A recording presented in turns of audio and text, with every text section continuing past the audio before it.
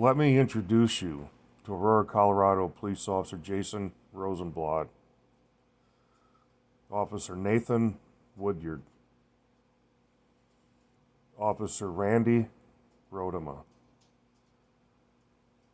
and former Aurora, Colorado Chief of Police Nick Metz, liar and standard bearer for the Thin Blue Line. Together, these four former officers will be the focus of this video as I expose the corruption, the lying, the cover-up that occurred shortly after the death of Elijah McClain. Let's get started.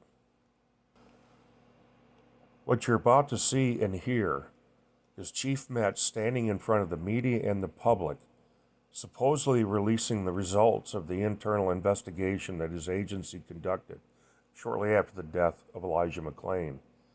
He will also talk about the results of the investigation of an independent use of force review board. Listen carefully as he blames Elijah for his own death. Yes, ma'am. Given that you asked for a force review board, can you just give your assessment of how you felt the officers handled that situation? Do you think that was an acceptable way to handle a call about a person who probably didn't have a weapon, according to the caller? And I'm just curious what your assessment was of the situation as the chief. I don't believe the caller said he didn't have a weapon. The caller said he didn't know whether he had a weapon. Well, he said no danger. So I just, when asked if there were weapons mentioned or involved, he said no. And then asked if he was in danger, he said no. So I'm just curious, from your perspective. Well, let's put correct context that he was asked whether or not he was in danger. Let's put correct context that he was asked whether or not he was in danger. Let's put correct context that he was asked whether or not he was in danger. Okay. Okay. Give me one moment. I'm just adding notes. Are you or anyone else in danger right now? The actions of Elijah created some concern enough for him to call 911. It was a warm night. Elijah was wearing a ski mask. As was stated in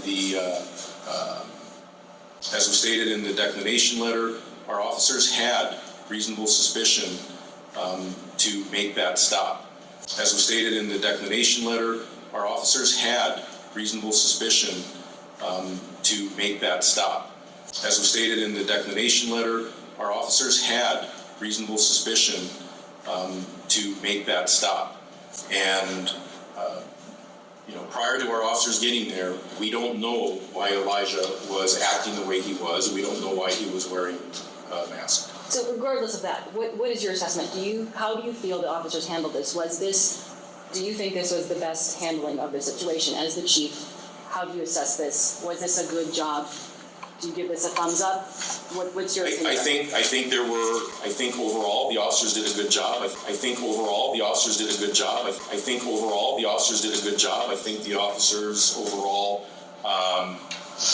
you heard the conversations with them. I think overall the officers were trying to calm Elijah down.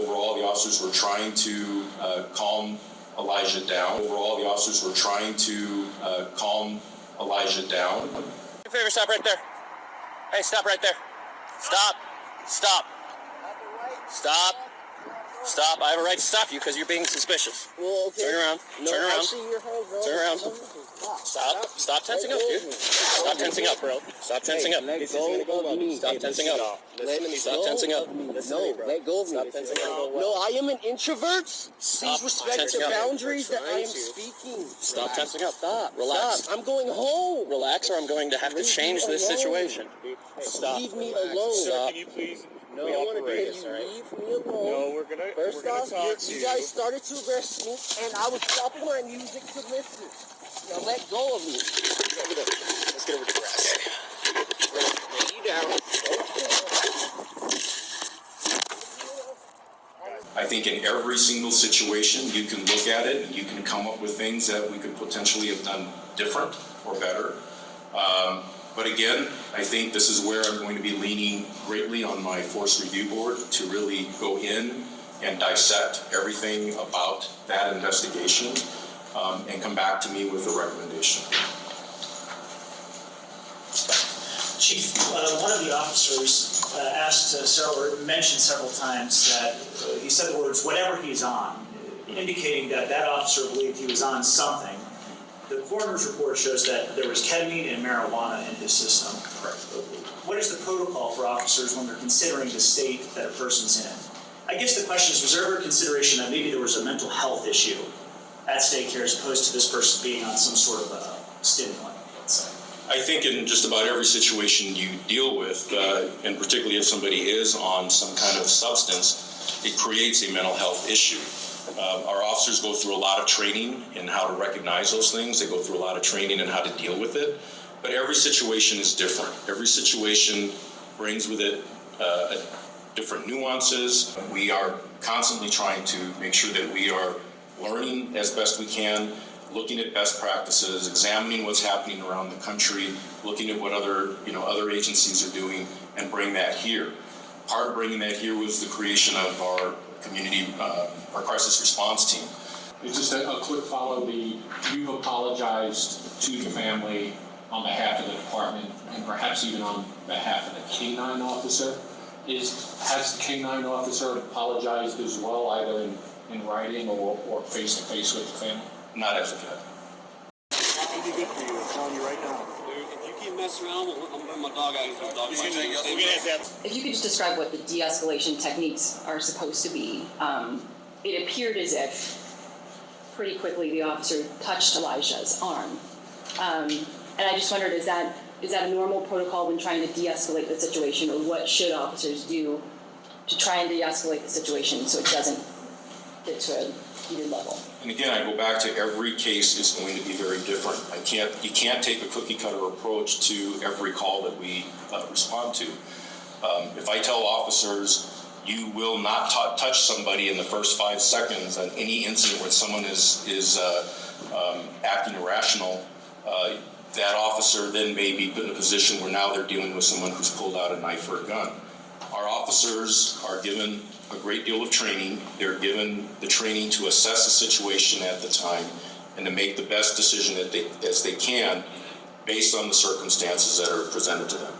That number one, I have confidence in my officers. I believe that my officers entered that situation with the best of intentions and trying to figure out what was going on to determine whether or not they were dealing with a violent crime that had been in progress, or whether or not they were dealing with somebody who was experiencing some kind of distress. We're not mind readers. We had a duty to respond that night to that call. Our officers did so. They put themselves at risk, as our officers do in many situations every day.